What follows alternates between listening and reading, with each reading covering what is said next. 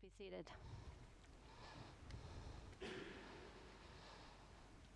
Good morning, everyone.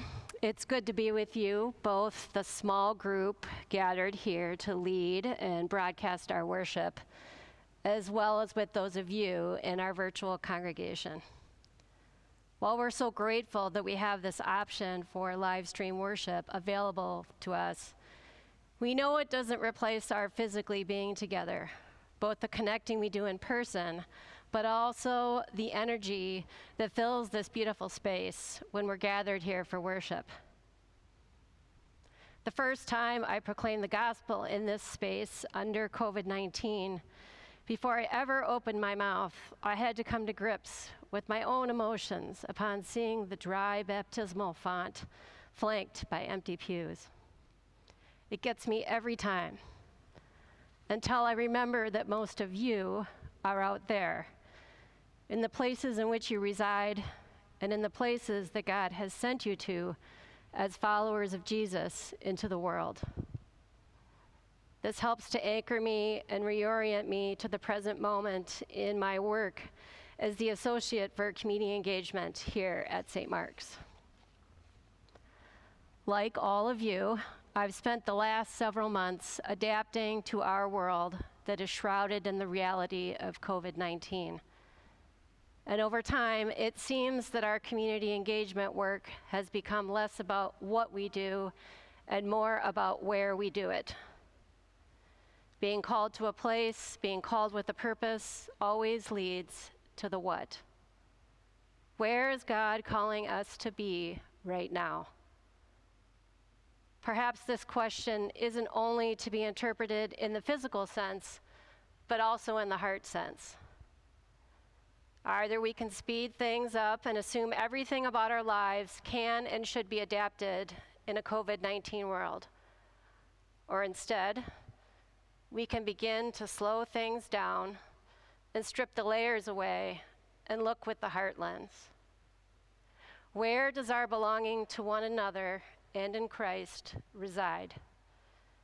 Is it only to be found inside these walls? Or can it be found out there, in the communities in which we live and work, and in the relationships we already find ourselves, and maybe even in ourselves? This gospel text before us today always seems to hook me and claw at my Protestant work ethic, and I have to try really hard not to succumb to the temptation to feed it, lest I missed the deeper meaning of this parable. This Protestant work ethic somehow grabbed a hold of me during my childhood, or rather, I moved toward it to differentiate myself from my siblings, and I clung to it well into my early adulthood. Much of my own psychological and spiritual work in the second half of my life has been about reckoning with and releasing myself of this idea that it's my duty to achieve success through hard work. And that when I achieve this, that I will be fulfilled, that my purpose will be fulfilled. Maybe then I used to think I'll be good enough, or even enough. I discovered that this thirst is never satisfied, that not only is it a distraction, it's a temptation, drawing me away from the person God has created me to be. It's sometimes left me grumbling and bitter, and it's made it more difficult for me to see, know, and live in my own belovedness. Somehow, like the laborers who first arrived and worked the longest, I thought I would receive more. To toil in the vineyard means to be aware that there are no outcomes mentioned. Nothing said about the quality of the work or the length of the workday. Only willingness to partake, to share in the work, and to receive what is right, what is just. Nothing more, nothing less. This is God's economy. One of the words that stands out to me in this text is the word idle. Over the last week, I began to turn this word over. The word idle in the text is translated from a word meaning not working, the opposite of working. However, in English, idle as an adjective means avoiding work, lazy, without purpose or effect, pointless. Synonyms for idle are lazy, indolent, slothful, work-shy, shiftless, loafing. I then began to wonder about what happens to my judgment and disposition to those standing in the marketplace when it is disturbed by the realization that they're not working because they're still looking for employment. It was the custom of the time that landowners went back to the marketplace over the course of the day to hire more people as needed. Near the end of the day, it's likely that those who were left were the ones who were perhaps not the best workers or the most productive workers, the elderly, the sick. The last people left standing in the marketplace were the outcast, the marginalized, those left out for one reason or another, those somehow deemed less than by society and those in authority. First workers in the vineyard, upon seeing the last workers getting paid first, become inflamed. They didn't expect more until they saw those who they deemed less than receive the same. The gripe of these people at the end of the day is that they're given an equal share, an equal stake. This is God's economy. Here today, we are invited once again into God's dream for God's people, and we're being called to be part of the fulfillment of this dream. This parable is about justice from God's perspective, and it's nothing like our notion of justice being played out today in our society and in our institutional and systemic structures. As shown to us in the actions of the landowner, this is the scandalous and revolutionary nature of God's justice. It's completely countercultural. It was as much then as it is now, today on September 20th, 2020.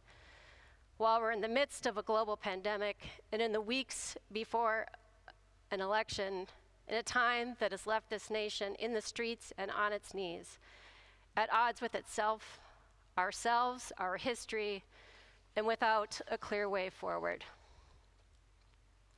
Last week, presiding Bishop Michael Curry preached a sermon to the House of Bishops.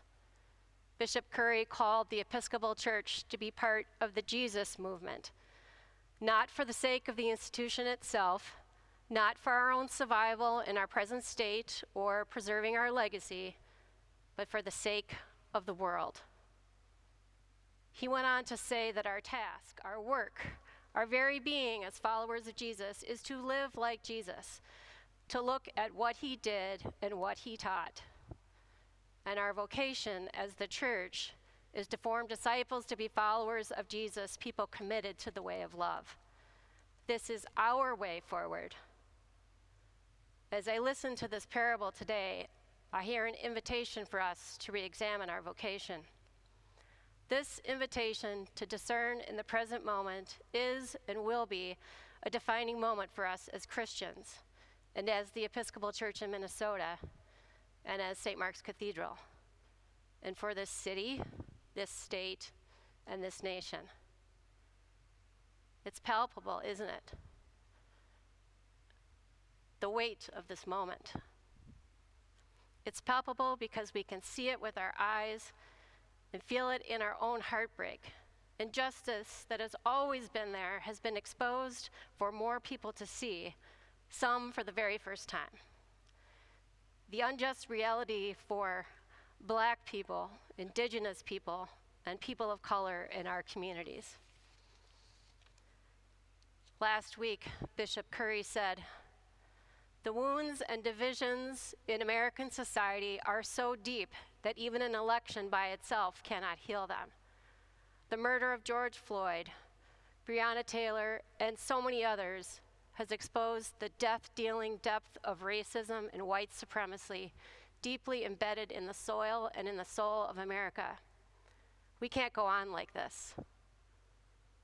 Fellow followers of Jesus, the welfare of our communities is at stake, both in our present discernment and in our future actions.